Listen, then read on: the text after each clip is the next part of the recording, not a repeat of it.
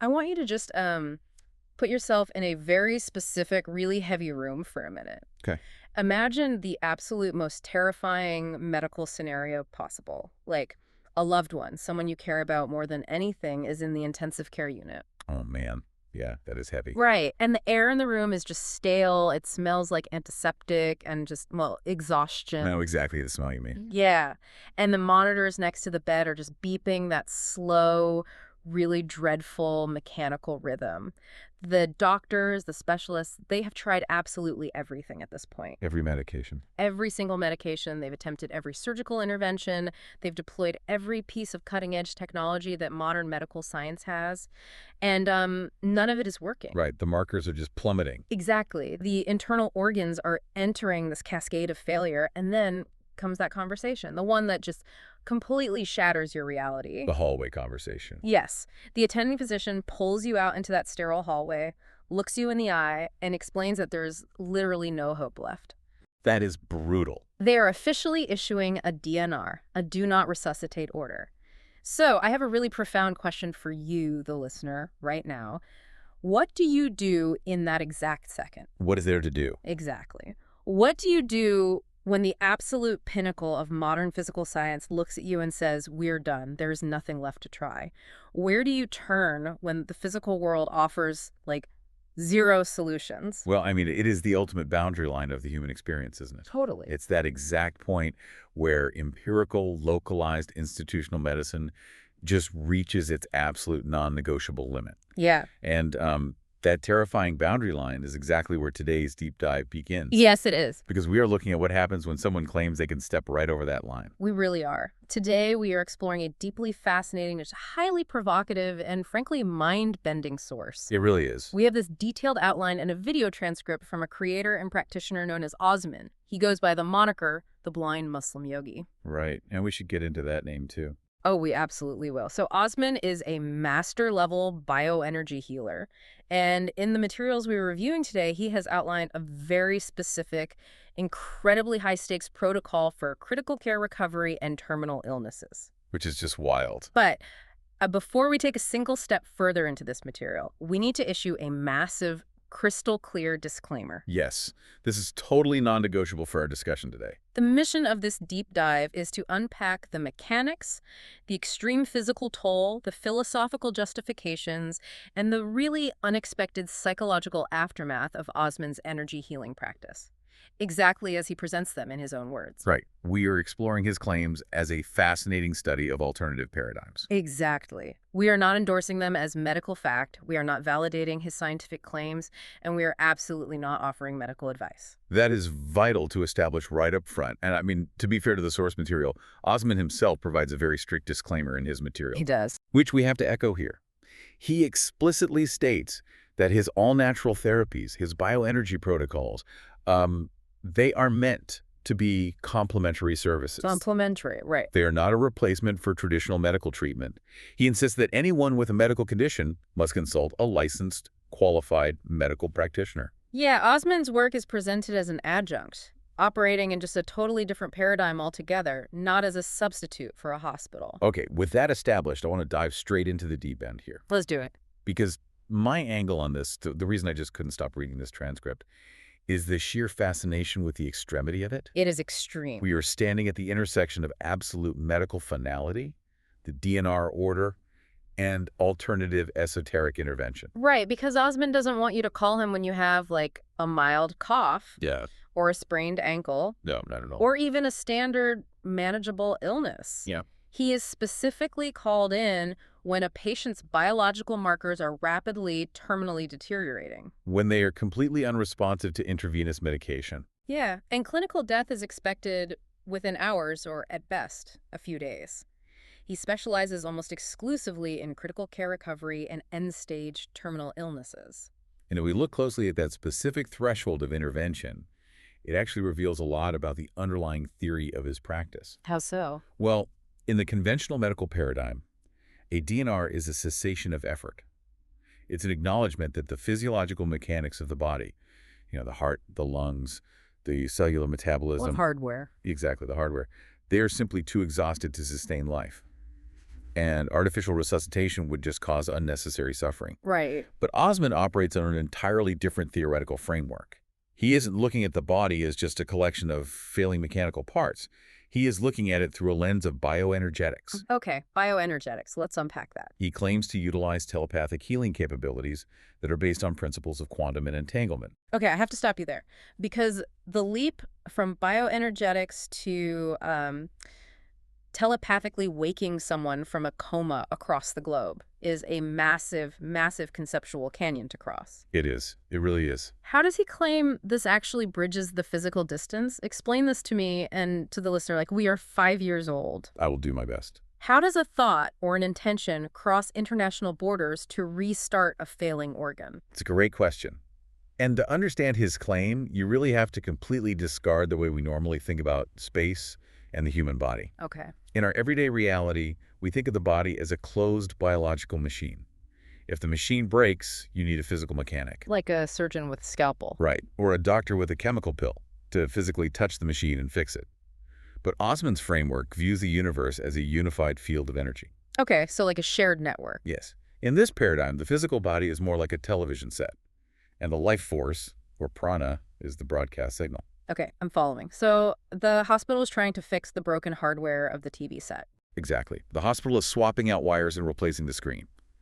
But Osman is saying, well, the hardware is failing because the underlying energetic signal powering it has become corrupted or completely depleted. Wow. Because he's dealing with the signal and not the hardware, physical distance becomes entirely irrelevant. Just like a radio tower doesn't need to physically touch your car radio to play music. Precisely.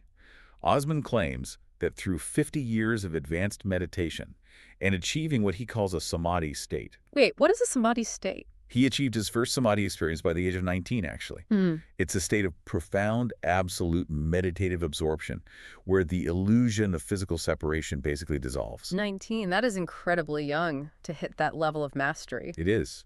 And through that state, he claims he can broadcast a powerful, coherent signal of life force directly to the patient's energetic receiver, regardless of whether they are in the next room or, in an ICU bed in Tokyo.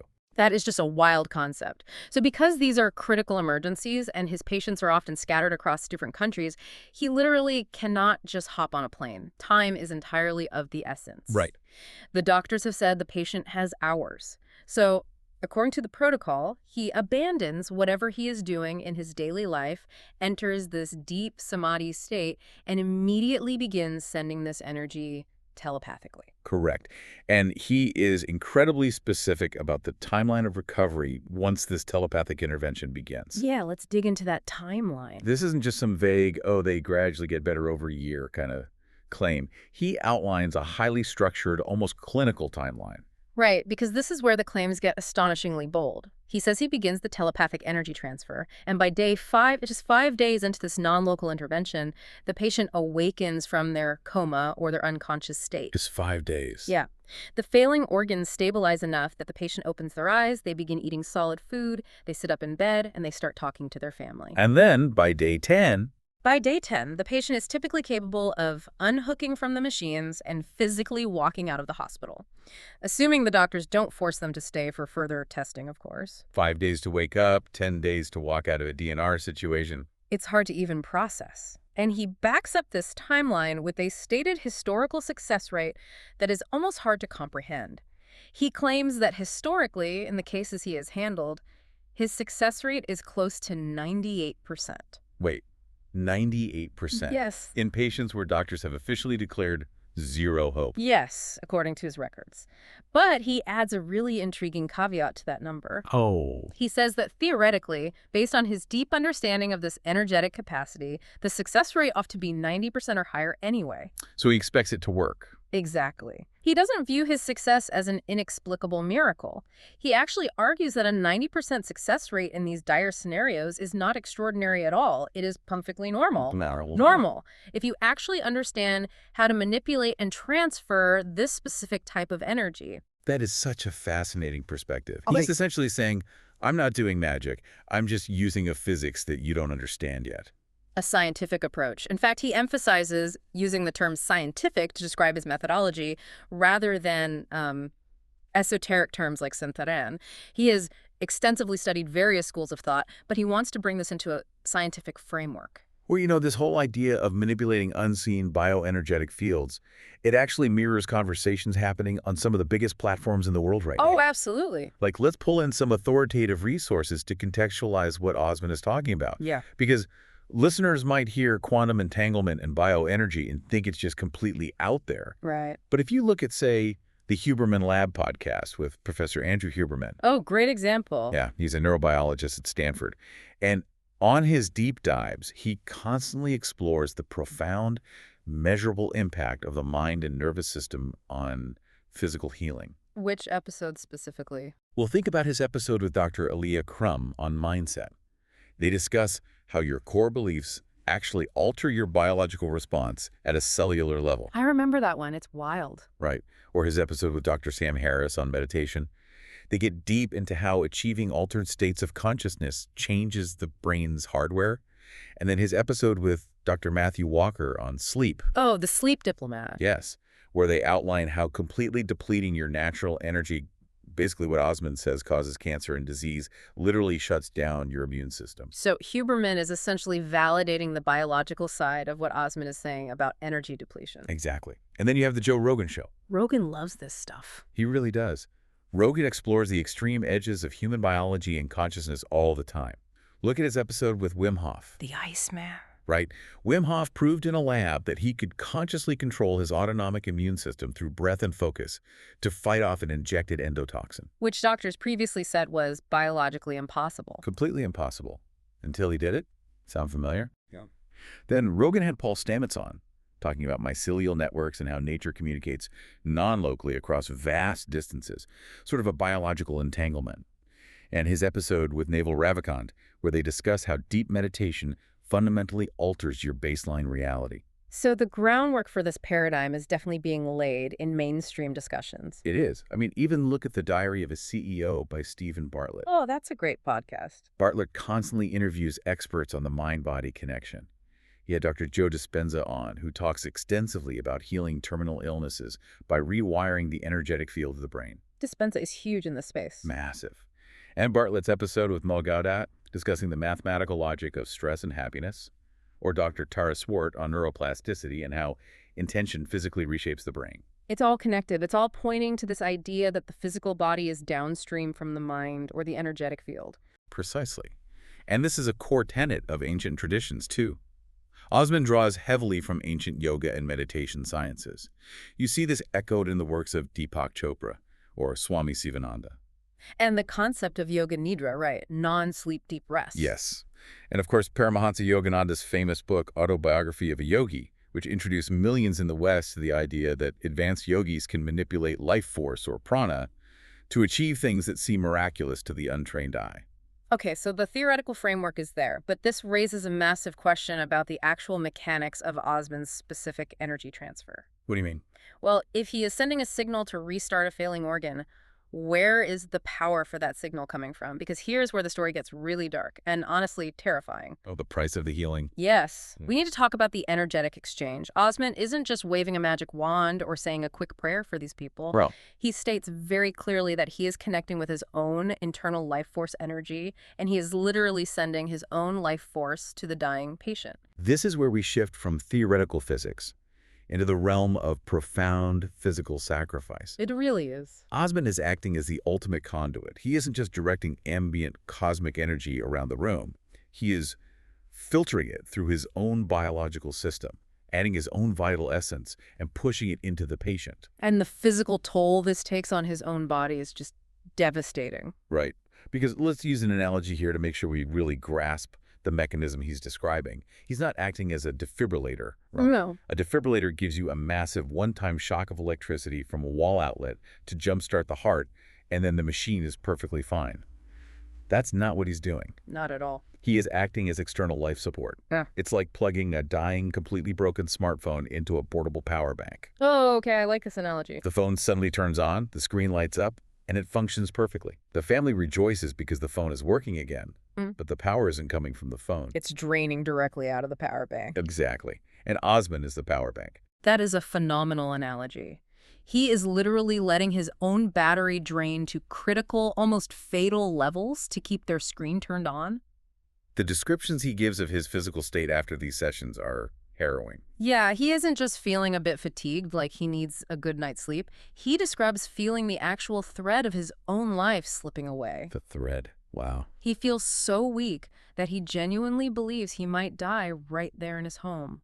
He talks about completing one of these 10-day healing sessions. And remember, 10 days to get the patient walking out of the hospital. Right. And the aftermath for him is being completely bedridden for up to 2 weeks. 2 weeks. 2 weeks. He lived alone during some of these periods, and he vividly describes being so entirely depleted of vital energy that he couldn't even stand up. His legs would not support his weight. Oh my God. He had to crawl on his stomach across the floor just to reach the toilet. That is the embodiment of zero-sum healing. Zero sum. Explain that. It's the idea that severe illness, particularly the kind that brings a human to the brink of a DNR, cannot simply be erased into nothingness. Yeah. The energetic debt has to be paid somewhere. Right. Energy cannot be created or destroyed. Exactly. If the patient cannot pay it, the healer must absorb the cost. And this leads us to the most shocking revelation in the entire transcript regarding his physical body. Oh, the permanent blindness. Yes. Osman's moniker is the Blind Muslim Yogi. And we learn that the blindness is not a metaphor. No. He is permanently blind and has been since May 2023. Yes. And we need to note that in his videos and his audio recordings, he often describes things visually, right? Right, like colors and spatial awareness. Exactly. Things that can really only be described by someone who has experienced normal eyesight. Because he did have normal eyesight prior to May 2023. But the way he lost it is chilling. It is. He explicitly acknowledges that he began losing his eyesight rapidly after one of these intense critical care healing sessions. He is quite candid about this, actually. He says he isn't entirely sure if it was just a biological coincidence or if the extreme energy depletion directly cost him his vision instead of his life. He literally says, it depleted my energy so much that almost instead of dying, I lost my eyesight instead. Let that sink in for a moment. You are pulling a stranger back from the edge of death, and the blowback of that effort burns out your optic nerves. You are literally giving away pieces of yourself. You are trading your ability to see the faces of your own family so that a stranger can wake up from a coma. Which forces us directly into a massive philosophical and ethical dilemma. Big time. How does a human being reconcile a practice that is so intensely self-destructive? Yeah. From a purely biological Darwinian perspective, this behavior makes absolutely no sense. Run it all. It is entirely counter to the instinct of self-preservation. Well, he reconciles it strictly through his religious framework. Osman is a devout follower of the Islamic faith, and he grounds his entire justification in a very specific principle from the Quran. Okay, what is the principle? He cites the teaching that saving one single human life is equivalent to saving all of mankind. And conversely, to take a single innocent life is as though you've killed all of humanity. And we must impartially note Osman's broader commentary on this specific verse because it forms the bedrock of his ethical worldview. Right. He explicitly uses this Quranic teaching to categorically condemn radical elements, acts of terrorism, bombings, and any violence that results in the killing of innocent women and children. Yes, he is very firm on that. He emphasizes very strongly that violence outside of mutually prepared, open combat, where an opposing army is fully ready and able to defend itself on a battlefield, is strictly, unequivocally forbidden in his interpretation of the faith. Yeah, we are reporting this viewpoint exactly as Osman presents it in his materials, because it is crucial to understanding how highly he values the sanctity of a human life. Exactly. For him, the math is simple, even if it's brutal. One life equals all of humanity. Therefore, the effort to save one life justifies almost any cost. But I want to push back on this, because there is a glaring anti-suicide paradox here that we can't ignore. The paradox, right? The Quran, like most major world religions, strictly forbids killing oneself. Suicide is a grave sin. So, if we look at his actions objectively, engaging in a telepathic healing protocol that systematically drains his life force, leaves him crawling on the floor, unable to walk, pushes his organs to the point where he goes completely blind, and leaves him feeling like he is on the verge of death. Is he committing a slow, agonizing form of suicide? Exactly. And if so, how does he justify that to himself? Well, he addresses this exact paradox directly. And he resolves it through the concept of duty and the burden of privilege. The burden of privilege. Yes. He argues that he possesses a remarkably rare gift. This isn't something he just stumbled into over a weekend retreat.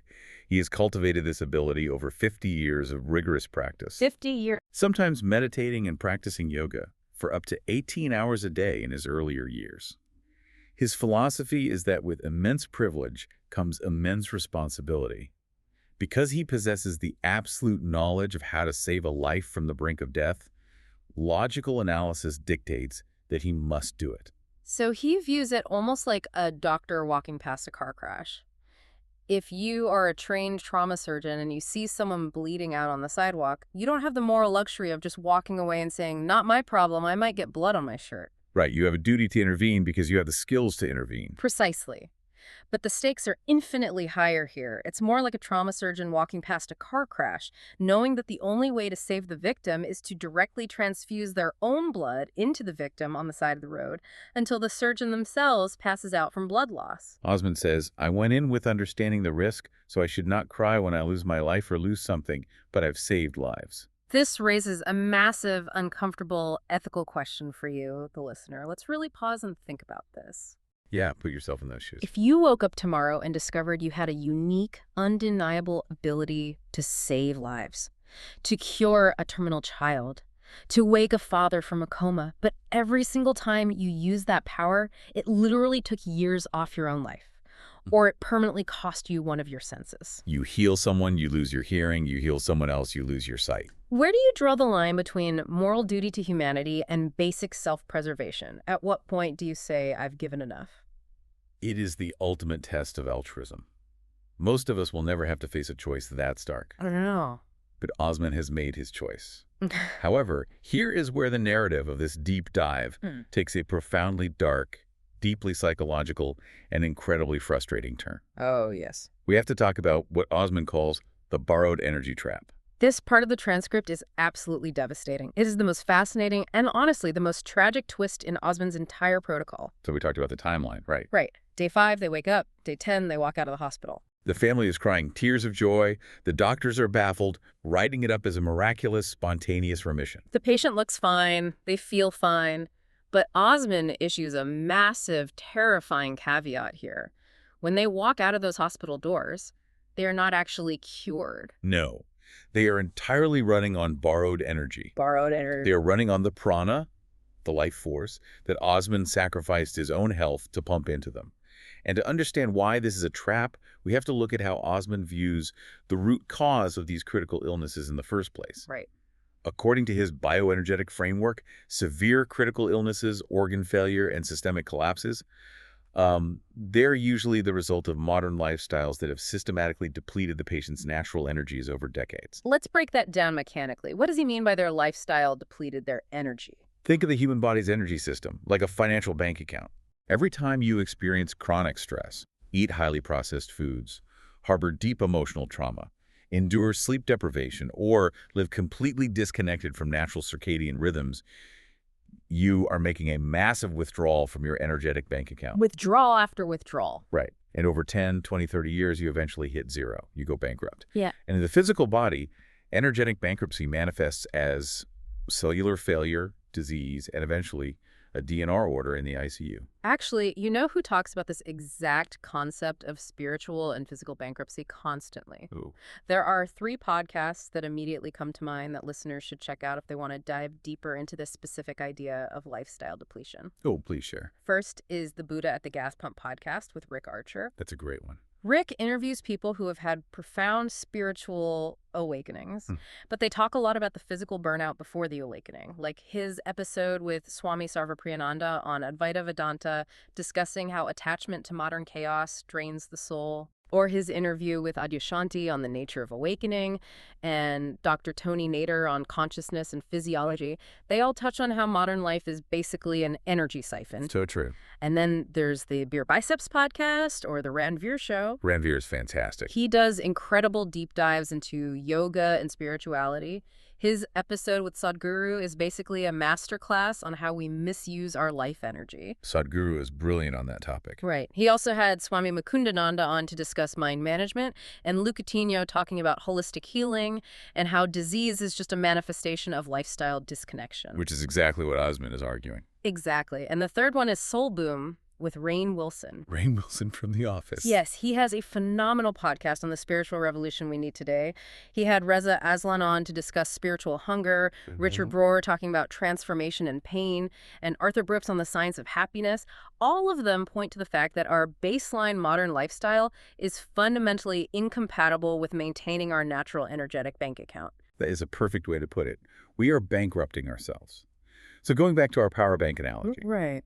The patient's internal battery is completely destroyed from years of improper charging and, dropping it on the concrete. Yeah. Osman comes along with his massive external power bank, plugs it into the patient, and the screen lights up. Yeah. He treats the fatal symptom. He pulls them back from the absolute cliff edge of death. But, and this is the crucial part, he does not treat the root cause. Because he can't. Exactly. He can give them energy, but he cannot fix the behavioral blueprint that destroyed their original energy in the first place. And therefore, there is a ticking clock attached to this miracle. A very short clock. Osman explicitly warns that this borrowed energy has a shelf life. It will only sustain the patient for between 6 to 12 months. Wait, only 6 to 12 months? Yes. He tells them, usually through their family, that once they are discharged, the emergency intervention is over, and the real work must begin. The real work. The patient must urgently consult with him to adopt entirely new lifestyle protocols. They need to learn and diligently practice specific, rigorous yoga and meditation sciences to begin repairing their internal battery and generating their own natural energy. And if they don't? If they do not do this, the borrowed energy will eventually dissipate. The battery will die again, and they will inevitably return to that exact fatal state and pass away. The borrowed time simply runs out. And this brings us to the human tragedy of ghosting. Oh, this part. And listener, this part is going to make you so angry, but it is such a pure reflection of human nature. It really is. Osman faces an incredibly frustrating, heartbreaking reality. These patients recover. They walk out of the ICU, escaping certain death, and then they completely refuse to attribute their recovery to him or to his energetic intervention. They rationalize it. Yes. They prefer to believe it was a spontaneous medical miracle, a misdiagnosis, or just a bizarre statistical anomaly.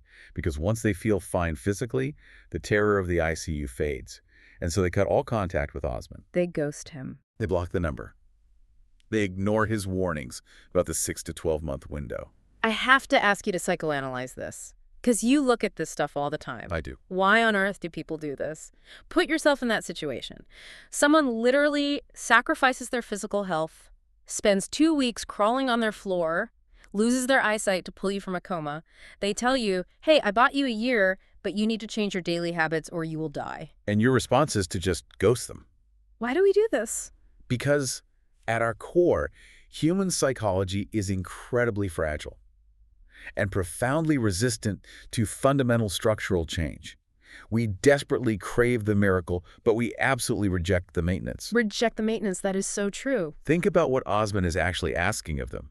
If a patient admits that Osman's energy saved them, they also have to admit that their previous lifestyle is what almost killed them.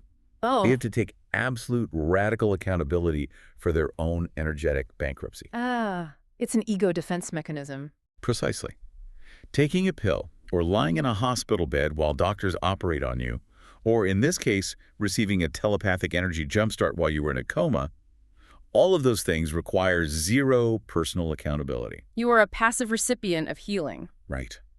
But changing your daily habits, waking up early to do rigorous breath work, confronting your emotional traumas, fundamentally altering how you move and think, that requires looking in the mirror every single day and doing incredibly hard, uncomfortable work. Which people hate. People would genuinely rather believe in a spontaneous, inexplicable miracle than admit they have to do the hard work of completely rebuilding their lives. It's the ultimate symptom treatment mindset. Yes. We see this in everything. We want the diet pill, not the diet. We want the credit card, not the budget. Yeah. You can pump someone full of borrowed state, borrowed money, borrowed energy, but if their internal blueprint hasn't changed, they will rubber band right back to their baseline. And the tragedy here is that the baseline is a DNR order. Exactly. Osman says, generally, these people who ghost him die within 6 to 12 months after being miraculously recovered, simply because they refuse to adopt the new protocols. They let the power bank run dry. You know, talking about this symptom treatment mindset, it reminds me of the Mel Robbins podcast. And Mel Robbins is great at breaking that down. She really is. She focuses heavily on resetting the nervous system. She had Dr. Russell Kennedy on to talk about how anxiety is stored in the body, not just the mind. Ah, the somatic connection. Right. And she had Dr. Amy Shaw on to discuss energy depletion and chronic exhaustion. Plus, an episode with Gabrielle Bernstein on spiritual alignment. The common thread in all of those is that you cannot outrun your habits. You can't. You can't just slap a Band-Aid on nervous system burnout, which is what Osman is trying to tell these patients. And it also reminds me of Lewis Howes's podcast, The School of Greatness. Oh yeah, Lewis covers this stuff beautifully. He does. He interviews peak performers about overcoming massive trauma. He had Tony Robbins on discussing state management and how we have to actively choose to change our internal state. Tony Robbins is the master of that. He also had Joe Dispenza on, again, reinforcing the mind-body healing link. And he had Wim Hof on, too, talking about the power of breath work to take control back from autonomic failure. It all requires active participation. Active participation, that's the key. It is a devastating validation of the concept that life force is not just something you are passively handed. Right. It is something you must actively cultivate through right living, right breathing, and right thought. You cannot live indefinitely on someone else's sacrifice. It is exactly like paying off a massive, crippling credit card debt by taking out a high-interest loan from a friend. Yes. You might feel relief for a few months, but if you don't change your spending habits, the repo man is still coming. And in this case, the repo man is death. Which perfectly transitions us to the absolute elephant in the room, the part of the transcript that is going to make a lot of listeners deeply uncomfortable. The economics. Yes. We need to talk about the economics of saving a life. We need to talk about valuing the invaluable, because Osman does not perform this critical care protocol for free. No, he does not. He charges for it, and the numbers are absolutely staggering. And we have an update on this directly from the source material. Oh, a pricing update. Yes, listener, pay close attention to this. In his latest materials, Osman outlines his new pricing structure. He states that his minimum charge is now US $100,000 per session or consultation or even a voice call appointment. $100,000 per session. Yes, and it scales up based on the severity. For critical care recovery, he requires a minimum of 10 sessions, which equals US $1 million. $1 million. Wow. And for terminal illnesses, he requires a minimum of 100 sessions, which is equivalent to US $10 million. That figure immediately induces severe sticker shock. Oh, completely. $1 million to $10 million. Most people hear that and instantly put up a massive wall of skepticism. They hear spiritual healing and millions of dollars in the same sentence, and they immediately assume it is predatory. Of course they do. But to really do a deep dive here, we need to suspend that knee-jerk reaction for a moment and clinically analyze Osman's justification for this fee structure. Right. Because his defense of those numbers forces us to confront some very uncomfortable truths about how our society values human life. So let's break down his arguments because he lays them out very logically. First, he points to basic supply and demand. Okay. He is one individual. He is a permanently blind man who has spent 50 years, half a century, cultivating a highly rare specific ability to achieve the samadhi states necessary to survive quantum entanglement healing. There are very few people on Earth who claim to be able to do this. Exactly. And even fewer who are willing to take the cases that have already been issued a DNR. He literally cannot spread himself everywhere. If he charged $100, he would have thousands of requests a day. And he would be dead from energy depletion within a week. The price acts as an absolute filter. His second point is the personal risk, which we have already detailed extensively. It's a sacrifice. Right. He is not just giving his time. He is literally risking his life and has already lost his eyesight. He notes that a high fee is a fair baseline price for the extreme violent sacrifice of his vital life force. He is pricing in the 2 weeks of crawling on the floor. He is pricing in the permanent blindness. But his third point is the one that I found the most challenging, the comparative cost. This is where it gets really philosophically uncomfortable. He compares his fees to the millions of dollars that families and insurance companies routinely spend on Western medical trauma care. Put yourself in that ICU room again. The patient has been there for weeks. The bed alone costs thousands a day. The surgeries, the specialized ventilating equipment, the team of specialists, that hospital bill is easily pushing $1 million or more. Easily. And in the specific DNR cases Osman takes on, all of that $1 million institutional intervention has already failed. That is the crux of his argument. He essentially asks, you willingly paid an institution $1 million for a result of zero. For death sentence, I am offering a non-invasive natural intervention that has historically pulled people out of that exact death sentence. Yeah. So how much monetary value do you attribute towards actual success? Let's really chew on that because I want to push this question out to the listener. Put yourself back in that waiting room. Okay. The doctors come out and say, it's over. And then you find out about this guy. If someone offered you a 98% chance of waking your spouse up from a coma, of bringing your child back from the brink, but the cost was $1 million, meaning you would have to drain your retirement, take out a second mortgage, go into massive debt, what choice do you make? Do you write the check? Do you write the check? Most people, when faced with the absolute finality of losing someone they love, find a way. Osman notes this. He says families will pool resources, they will approach banks, they will leverage every asset they have. Because when a life is truly on the line, the theoretical value of that life is infinite. Money suddenly becomes very abstract compared to the reality of a flat line. But it highlights a massive societal bias we have. If a hospital charges $1 million for an ICU stay that ends in death, society accepts that. We might grumble about the healthcare system, sure. Right, but we accept it as the legitimate cost of institutional healthcare. The value is placed on the infrastructure, the concrete building, the MRI machines, the white lab coats. But when a solitary, blind healer charging from his home asks for $1 million for a telepathic intervention that supposedly achieves what the hospital couldn't, people balk. They call it extortion. Why? Because we fundamentally struggle to value the invisible. We struggle to put a price tag on the transfer of human life force. Even if the end result, a living, breathing relative walking out of the hospital on day 10, is vastly superior to the hospital's result. Precisely. We have commodified physical mechanics, but we are deeply uncomfortable commodifying spiritual or energetic sacrifice. And it's important to clarify that Osman does not want people to reach this point of financial and physical desperation. No, he doesn't. His overarching mission is not to just sit around waiting for rich people to enter comas so he can charge them $1 million. He wants to intercept people decades before they get to the ICU. Yes, and this is a crucial piece of context for who he is as a practitioner.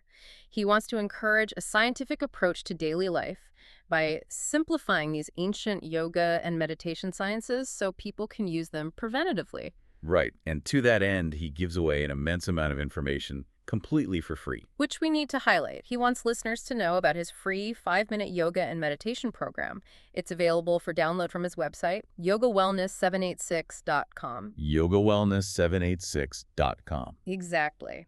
Through his free YouTube channel, he provides unique advice, direction, and techniques on yoga and meditation.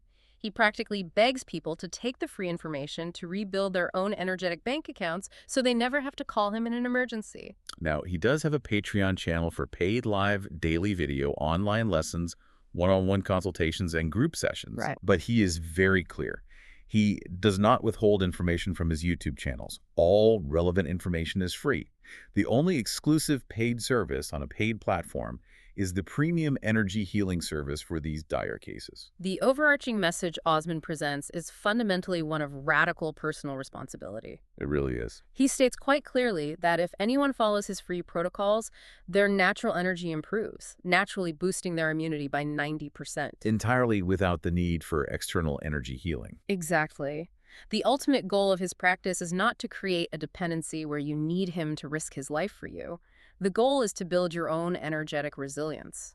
He only charges the extreme fee for the extreme intervention because of the massive physical danger it poses to his own survival. It is a remarkable ecosystem he has built. Free maintenance for the willing, and an exorbitant sacrificial emergency cord for the desperate. He also has a podcast to help spread this message. Listeners can find it on both Apple Podcasts and Spotify by searching for The Blind Muslim Yogi. He really wants to revive this ancient science for society's benefit. Health, peace, relationships, finances. Yeah, he hopes to continue saving lives through his social platforms. So he asks people to follow his podcast on Spotify or like and subscribe to his YouTube channel to increase his exposure. So what does this all mean? Let's take a breath and bring this deep dive back to the surface, because we have covered incredible ground today. We really have. We started this journey in the most desperate, clinically sterile place imaginable, the ICU, staring down the finality of a DNR order. We explored Osman's paradigm-shattering claims of telepathic, non-local energetic intervention. We didn't just look at what he does, we examined how he claims to do it, acting as a human power bank for a depleted biological battery. We examined the horrifying physical toll of that exchange, the crawling on the floor, the severe depletion, and the tragic reality of his permanent blindness since May 2023. We wrestled with the profound ethical dilemma of sacrificing oneself to save another, guided by his strict, peaceful interpretation of his faith and his sense of duty. We analyzed the staggering economics of a $1 million energetic transfer, questioning our own societal biases regarding the value of institutional versus invisible medicine. And perhaps most tragically of all, we looked deep into the psychology of the borrowed energy trap, where patients receive an absolute miracle, yet their egos refuse to accept the responsibility of changing their habits. They ghost the person who saved them and inevitably pass away 6 to 12 months later when the borrowed battery runs dry. It is, without a doubt, one of the most profound explorations of human nature, the absolute limits of material science, and the extreme frontiers of alternative healing paradigms that we have ever analyzed. It forces every single listener to question their assumptions about health, the unseen mechanics of healing, and the terrifying weight of personal responsibility. And that leads me perfectly to our final thought. I want you, the listener, to take everything we've talked about today and apply it to the mirror. The mirror. Think back to that brilliant, terrifying metaphor of borrowed energy. Think about your own life right now, your physical health, your career trajectory, your most intimate relationships. Where in your life are you currently running entirely on borrowed energy? Exactly. Are you relying on a quick fix, a miracle pill, a constant influx of caffeine, or maybe someone else's constant emotional effort to keep you afloat? Are you letting someone else act as your power bank? While you completely ignore the toxic underlying habits and choices that are constantly draining your battery? Because here is the brutal truth that Osman's protocol reveals. Whether it takes 6 months, 12 months, or 10 years, eventually the external power source disconnects. Eventually, the borrowed time runs out. The question is, what are you doing today to build your own?